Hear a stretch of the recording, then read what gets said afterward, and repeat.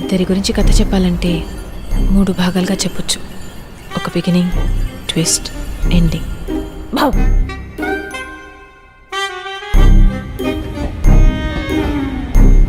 నేను నందుని రైల్వే స్టేషన్లో కలుసుకోవడం బిగినింగ్.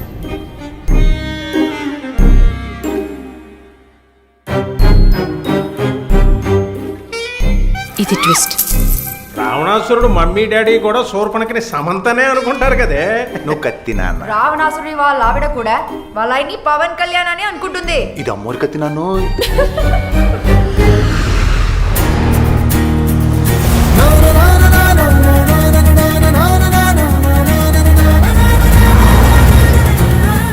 ఇది ఎక్కడ ఎండ్ అవుతుందో నాకు తెలియదు.